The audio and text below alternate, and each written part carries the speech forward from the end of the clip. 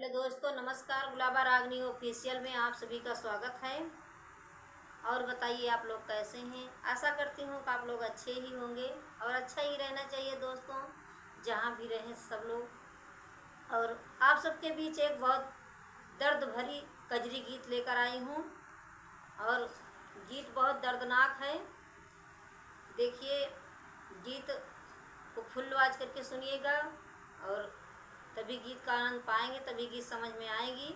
और गीत कैसे लगी आप लोग कमेंट बॉक्स में ज़रूर बताइएगा, क्योंकि गीत बहुत दर्द भरी है। और फुल आवाज करके ज़रूर सुनिएगा। बहुत बहुत धन्यवाद, बहुत बहुत स्वागत है। आखिरी समय पैधाना राजा का बोलावे, राजा जी से मांगई बचनिया ना। आखिरी समय पैधाना राजा का बोलावे, राजा जी से मांगई बचनिया ना। हमारे मारे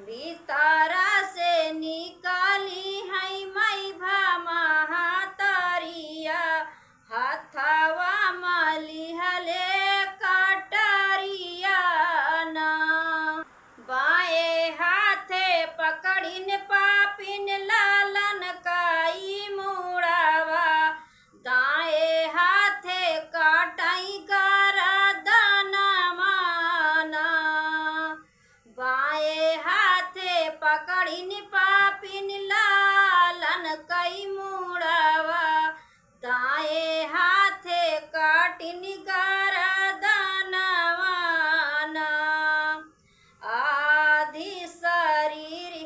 आधी शरीर यक पापिन खानावा बनौली मुड़ावा छुपाई भूसे घरवाना आधी शरीर यक पापिन खानावा बनौली मुड़ावा छुपाई भूसे घरवान कई के नौकरिया राजा घरवा कल उठे पूछै लागे लालन कई हालियाना कई के नौकरिया राजा घरवा कल उठे पूछै लागे लालन कई हालियाना हमारा लालनवा रानी कहाँवा के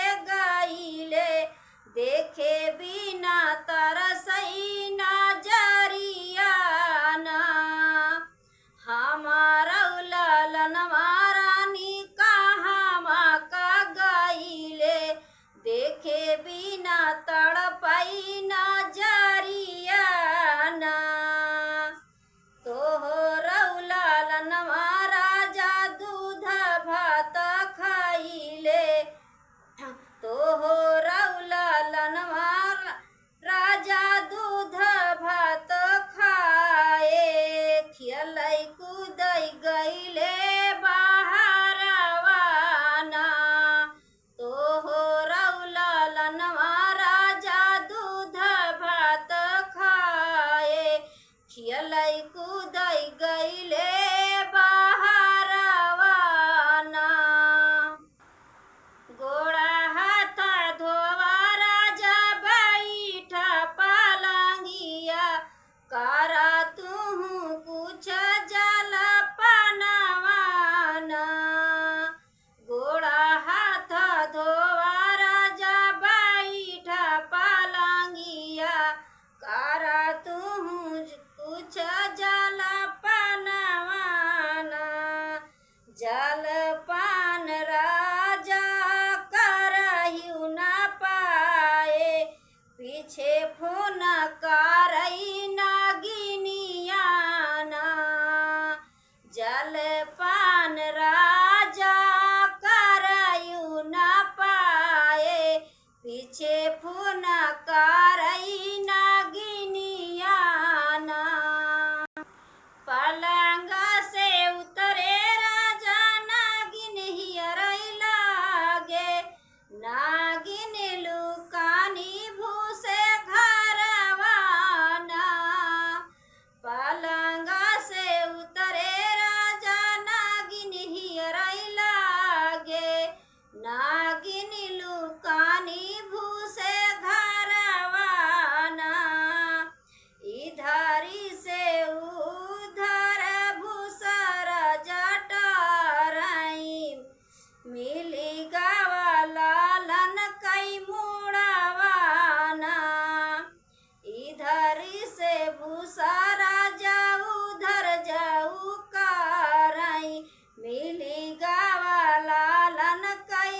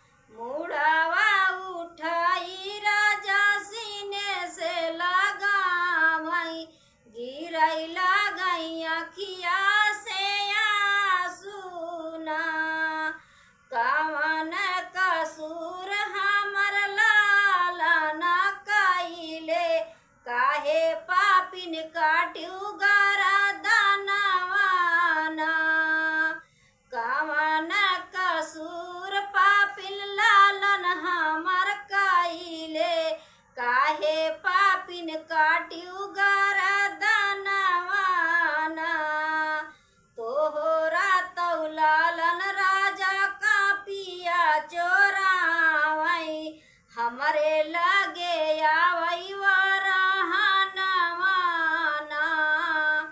तोहरा तो लालन राजा का पिया चोरावई हमरे लागे आवई वरहनवाना तोहरौ तो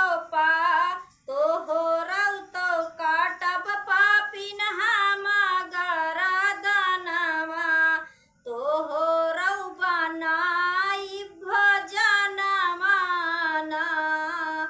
तोहरौ तो काटब पापिन हम गरदनवा तोहरौ बनाई भजनवाना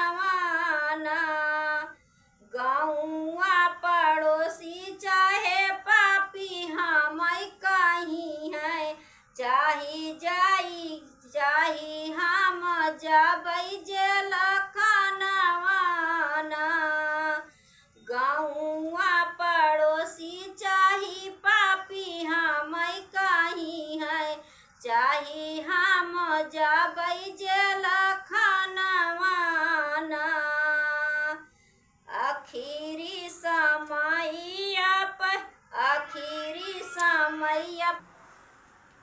गाँवा पड़ोसी चाहे पापी हम कहीं है चाही जबै हम जेल खानवाना गाँवा पड़ोसी चाहे पापी हम कहीं है चाही हम जबै जेल खानवाना आखिरी समय पे धना राजा का बोलावे राजा जी से मांगा थी बचनियाना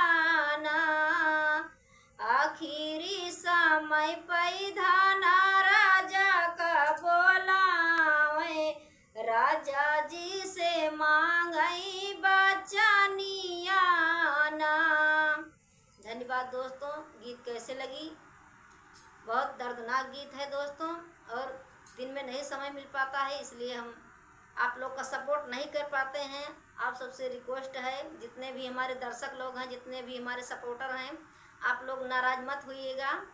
इसलिए हम दिन में समय नहीं मिल पाती है, लेकिन रात में वीडियो बना रहे हैं। आप लोग से बहुत बहुत धन्यवाद है, बहुत बहुत रिक्वेस्ट है, आप लोग नाराज़ मत होइएगा। बहुत बहुत धन्यवाद।